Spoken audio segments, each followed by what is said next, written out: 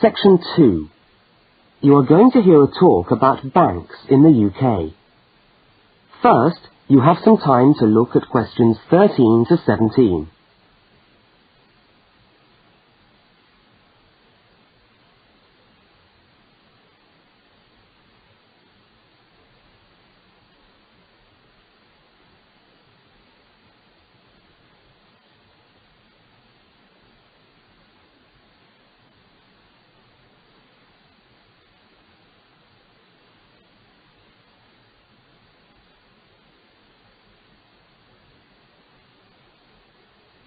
Now listen to the talk and complete the notes by filling in the numbered spaces 13 to 17.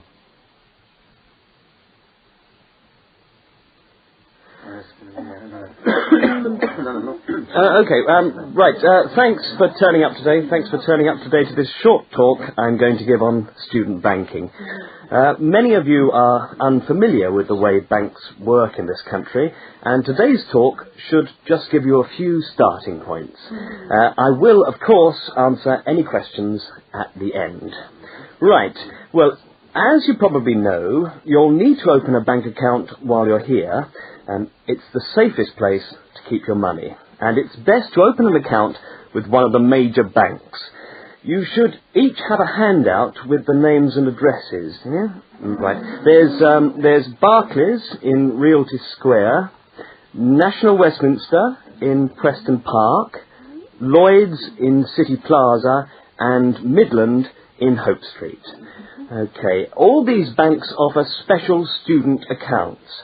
However, it's important to note that as an international student, you'll not necessarily be eligible for all the facilities offered to resident students.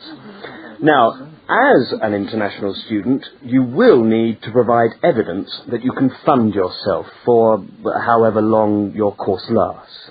Banks have different policies, and the services that they'll offer you will depend on your individual circumstances and on the discretion of the bank manager involved.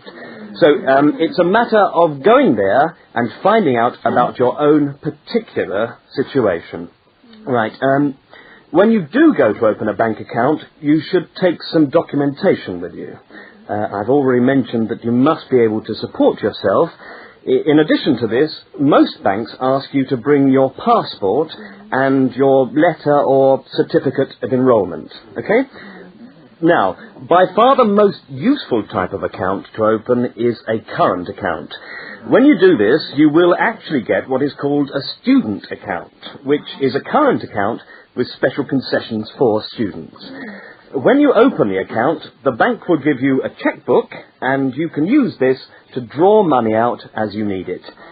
If you need to write checks in shops, you'll also need a check card. This is really an identity card, which guarantees that correctly written checks up to the value stated on the card will be honoured by the bank. Okay? Everybody with me? Now look at questions 18 to 21.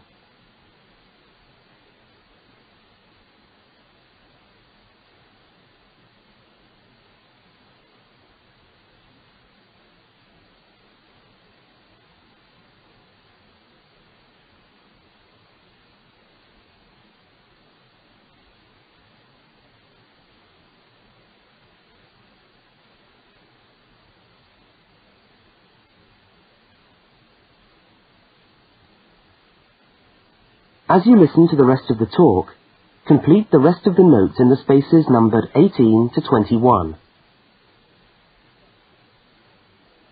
Right, if you want to draw out cash for yourself, you can make the cheque payable in your own name or to cash. You can also withdraw cash from a cash point machine with a cash card. Now, these are extremely useful as they enable you to withdraw cash from your account during the day or at night.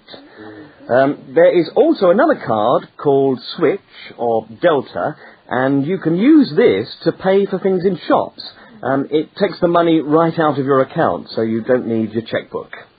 Now, you may want to take more money out of the bank than you have in it. This is called having an overdraft. Be very careful with this. You should not do this without permission from your bank. Overdrafts usually incur charges, though some banks offer interest-free overdrafts to some students. But find out before you get one, right? Well, that just leaves opening times. When can you go? Banks used to be open from 9:30 a.m. until 3:30 p.m. from Monday to Friday. But many main branches are now open until 4:30 or 5 p.m. on weekdays, and some of the bigger branches in London and other major cities are now open for a limited time on Saturdays. Okay, any questions?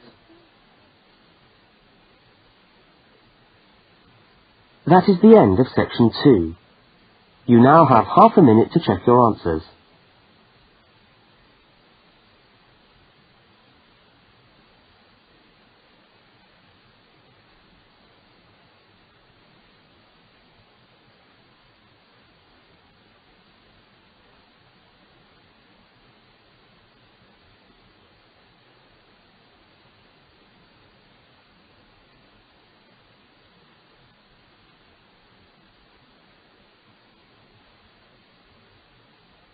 Now turn to section 3.